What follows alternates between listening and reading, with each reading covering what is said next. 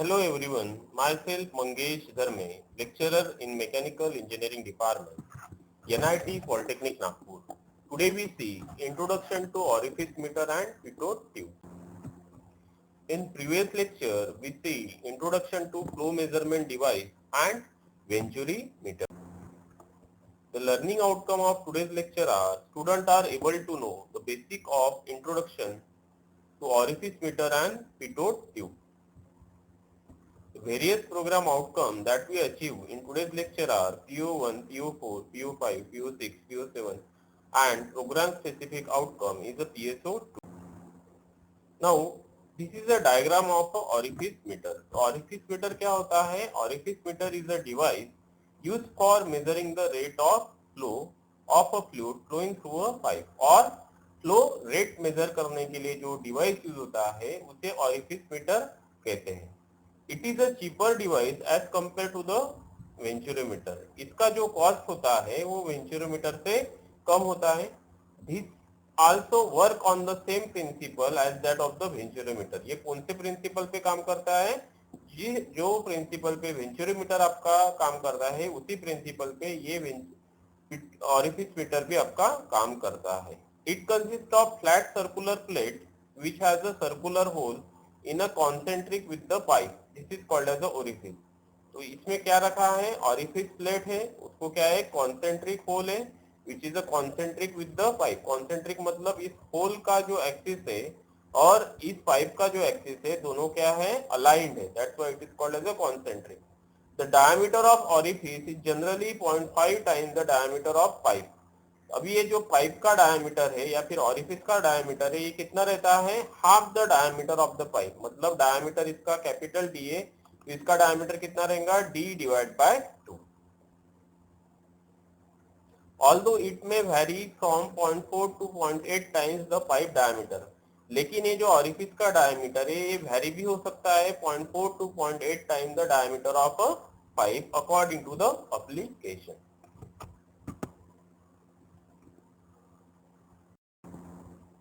Now again we see the detailed construction of the orifice meter. The orifice meter consists of mainly four parts: inlet suction, orifice plate, flow conditioner, outlet section. तो inlet section मतलब क्या होता है? The name inlet section means the fluid will enter into the orifice meter through the inlet section. तो अभी ये जो section दिख रहा है आपको ये क्या है? Inlet section of the orifice.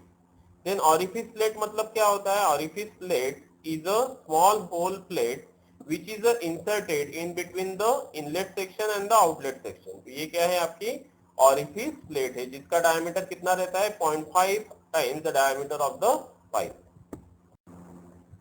Then flow conditioner. अभी ये जो flow conditioner रहता है ये linear flow को maintain करने के लिए, increase the linear flow को बढ़ाने के लिए inlet section के पहले लगाया जाता है.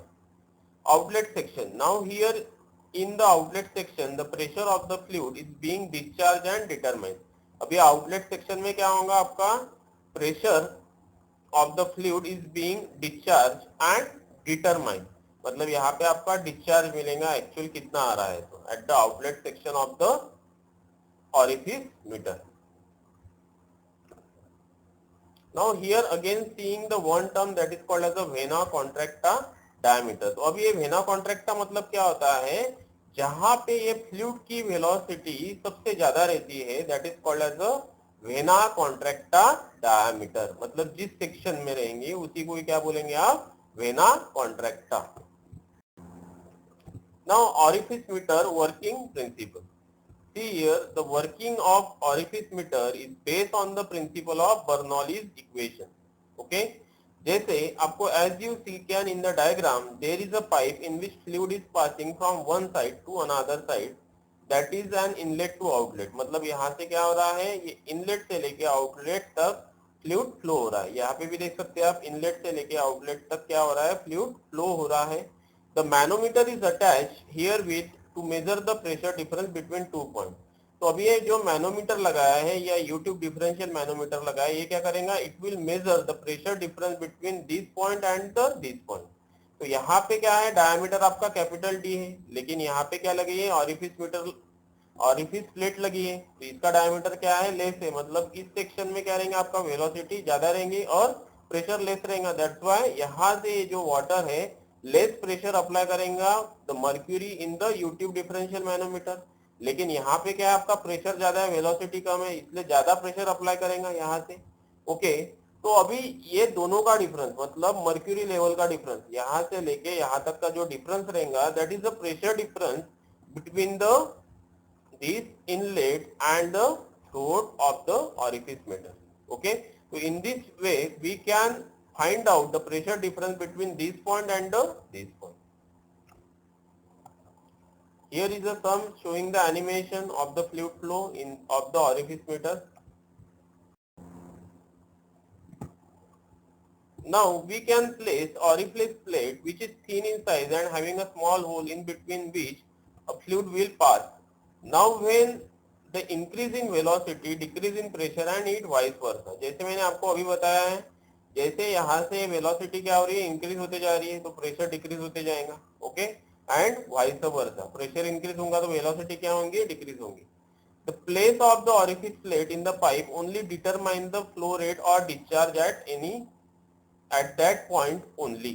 मतलब orifice plate का जो पोजीशन रहेगा ये क्या बताएगा, this shows the flow rate at this point, मतलब यहाँ पे कितना फ्लो हो रहा है ये बताएगा। कैसे, by measuring the pressure difference. Now the discharge can be calculated by the formula and that will be explain in the derivation section. Now these are the some constant related to the orifice meter, that is coefficient of velocity. This is a constant, ये क्या होता है, actual velocity of jet upon theoretical velocity that we already see in the FMM subject. Then coefficient of contraction मतलब क्या होता है, actual area of vena contracta and area of the orifice. Then coefficient of discharge क्या होता है, actual discharge upon theoretical discharge. Now we can calculate the theoretical discharge with the help of this formula, that is A1 A2 upon A1 square minus A2 square upon 2GH. तो यहाँ पे H क्या है, H is the pressure difference between this point after the throat and pipe, ये वाला point पे का difference, तो ये क्या है, स्मॉल h। तो यहाँ पे अननोन क्या है, only this h। A1 A2 क्या है, A1 is the diameter of the, A1 is the area of this pipe and A2 is the area of the throat. Then actual discharge multiply this equation by CD, value is less than the 1, CD की value कितनी लेना है आपको, हमेशा less than 1 लेना है, that is the actual discharge. So in this way we can calculate discharge or flow rate with the help of the orifice meter. इसका principle भी क्या है, same as the Venturi meter. So that is all about the orifice meter. Now expression of H by differential U-tube meter. तो case 1 रहती है, the liquid in the manometer is heavier than the liquid flowing through the pipe. Then H क्या रहता है, x into SH upon H0 minus 1. तो SH क्या है यहाँ पे, specific gravity of heavier liquid, और H0 क्या है, specific gravity of the flowing liquid, और x क्या है, directly difference between the pressure, head difference between the throat and the pipe. The liquid in manometer is lighter than the liquid flowing through the pipe. Then what happens, H क्या रहता है, x into 1 minus SL upon S0. तो यहाँ पे x क्या है, difference of the liquid column in the U-tube. Then specific gravity of the lighter liquid SL or specific gravity of the flowing fluid, that is S0. So in this way we can calculate this H, okay, by considering these two conditions. Now next instrument that is used for measuring the flow rate is the pitot tube. तो pitot tube क्या होता है, is a device used for measuring the velocity of flow at any point in a pipe or channel. मतलब velocity को measure करने के लिए at any point of a pipe pitot tube use किया जाता है। तो ये कौन से प्रिंसिपल पे काम करता है, if the velocity at any point decreases, मतलब सपोज पॉइंट 2 कंसिडर कर रहा हूँ, 2 पे वेलोसिटी अगर आपका डिक्रीज हो रहा है, मतलब pressure at that point increases, मतलब वेलोसिटी डिक्रीज हो रहा है तो प्रेशर क्या होगा, at point 2 will get increasing due to conservation of kinetic energy into pressure energy. क्यों हो रहा है, बिकॉज काइनेटिक एनर्जी कन्वर्ट हो रही है प्रेशर एनर्जी में. It is the simplest form. The tube consist of a glass tube bent at a right angle. ये glass tube की रहती है और bent at a right angle. Let P1 is the pressure at section 1. मतलब P1 क्या है? Pressure at section 1. P2 is the pressure at section 2. V1 is the velocity at section 1 and V2 is the velocity at section 2 is equal to 0. H is the depth of tube in the liquid. ये क्या है? Depth of tube in the liquid. और H is the rise of liquid in the tube above the free surface. Free surface के ऊपर जितना rise हो रहा है that is this small h.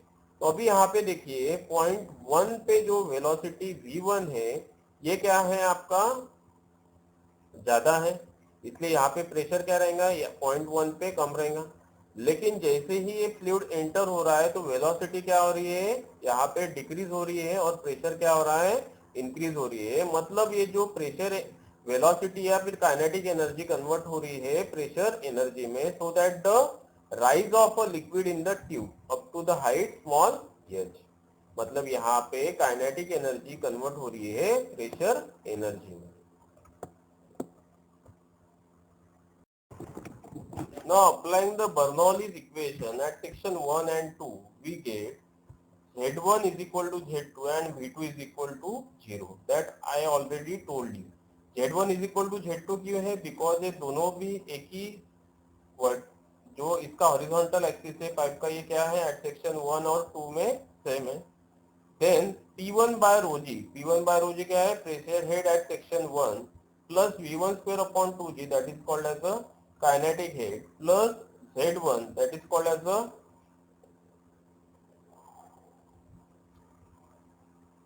potential head is equal to P2 by rho g plus V2 square divided by 2g plus Z2. P2 by rho g क्या है आपका? Pressure head eight 2 that is the H plus H. क्यों है? Because यहाँ पे क्या हो रही है? आपकी प्रेशर एनर्जी इंक्रीज हो रही है प्लस Z2. ओके, तो now Z1 is equal to Z2 because ये तो दोनों भी सेम एक्सिस पे, इसलिए इसका पोटेंशियल एनर्जी क्या रहेगा? सेम रहेगा. Then substituting this value we get P1 by rho g कितना रहेगा आपका? H है, pressure head at section 1. Then यहाँ पे काइनेटिक एनर्जी कितनी है? V1 square upon 2g is equal to Z1 Z2 cancel हो जाएगा. यहाँ पे P2 बाय रो जी की वैल्यू कितनी है? That is the pressure head at section 2 की H plus capital H. Then V2 की वैल्यू 0 है, that's why H plus H. Then from this equation we are getting this equation that is V1 is equal to under root 2gh. Okay, this is the theoretical velocity. Actual velocity is given by V1 actual is equal to CV into under root 2gh, where coefficient of a pitot tube that is the CV or coefficient of velocity. So we are getting the velocity here and we know the formula that is discharge is equal to area into velocity. So in this way we can also calculate the discharge with the help of this pitot tube. So that is all about the pitot tube. The unit outcome achieved in today's lecture are: choose the relevant instrument to measure the flow of given system with justification. Summary of today's lecture: today we see orifice meter and pitot tube. The various program outcomes that we achieve in today's lecture are PO1, PO4, PO5, PO6, PO7 and program specific outcome is a PSO2. Important question asked in MSBT exam are: describe with net gauge orifice meter.